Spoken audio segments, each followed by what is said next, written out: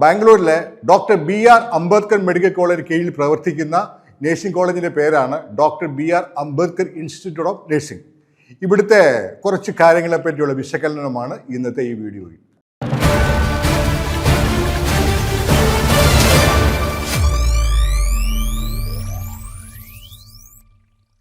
നമസ്കാരം, ഞാൻ MK Thomas. ഞാൻ പറഞ്ഞു കേട്ടോ, ഈ കഴിഞ്ഞ വർഷമാണ് 100 സീറ്റ് 250 സീറ്റായിട്ട് യൂണിവേഴ്സിറ്റി INC ഒക്കെ എൻഹാൻസ്മെൻറ്റ് കൂട്ടിക്കൊടുത്തു, വർദ്ധിപ്പിച്ചു കൊടുത്തു.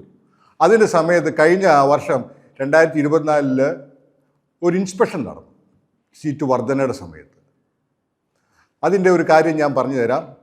ഞാൻ ഒരു ഫയല് ഇതിൻ്റെ താഴെ ഡ്രോപ്പ് ബോക്സിലും എല്ലാം ഒരു പിൻ ചെയ്തിട്ടിട്ടുണ്ട്. ഈ 2024 അവസാനം നവംബർ ഡിസംബറിൽ എങ്ങാണ്ടാന്ന് തോന്നുന്നു, കറക്റ്റ് ഓർമ്മയില്ല, അതിനകത്ത് കാണാം. സമയത്ത് ഇൻസ്പെക്ഷൻ നടന്നപ്പം ഞാൻ പണ്ട് പറഞ്ഞിട്ടുണ്ടല്ലോ, LIC പ്രൊഫോർമ, അതിൻ്റെ മൊത്തം ഒരു കോപ്പിയാണ് ഇട്ടിരിക്കുന്നത്. യൂണിവേഴ്സിറ്റിയുടെ മുമ്പിൽ കോളേജുകാർ കൊടുത്തിരിക്കുന്നത്. അതിനകത്ത് നിങ്ങളത് സ്ക്രോൾ ചെയ്ത് അത് ഓപ്പൺ ചെയ്യണം.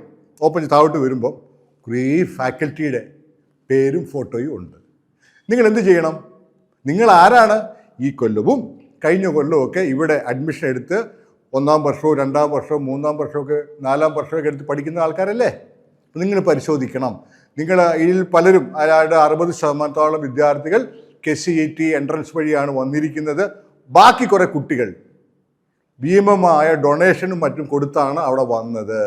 ഇതെല്ലാം കൂടെ കൂട്ടി വിശകലനം ചെയ്യുമ്പോൾ നിങ്ങൾക്ക് ഒരു സത്യസന്ധമായ ക്വാളിറ്റിയുള്ള വിദ്യാഭ്യാസമാണോ നിങ്ങൾക്ക് ലഭിക്കുന്നതെന്ന് നിങ്ങൾ പരിശോധിക്കണം.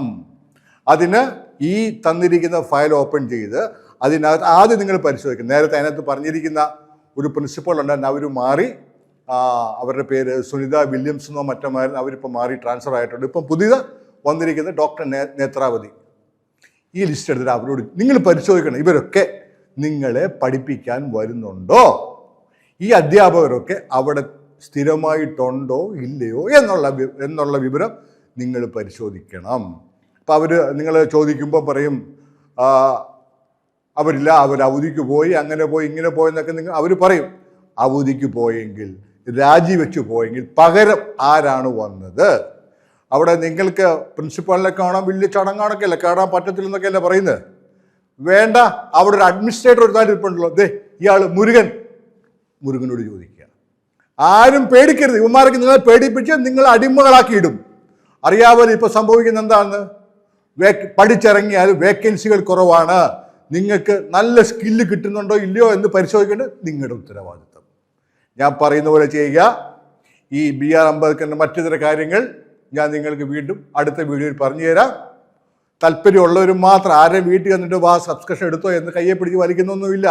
താല്പര്യമുള്ളവർ സബ്സ്ക്രൈബ് എടുക്കുക, ലൈക്ക് ചെയ്യുക, ഷെയർ ചെയ്യുക. നിങ്ങൾ കാണുന്ന പരിശോധിക്കുന്ന വിദ്യാർത്ഥികളോടാ ആ വിവരങ്ങളൊക്കെ ഒന്ന് കമൻറ്റ് ചെയ്യുക.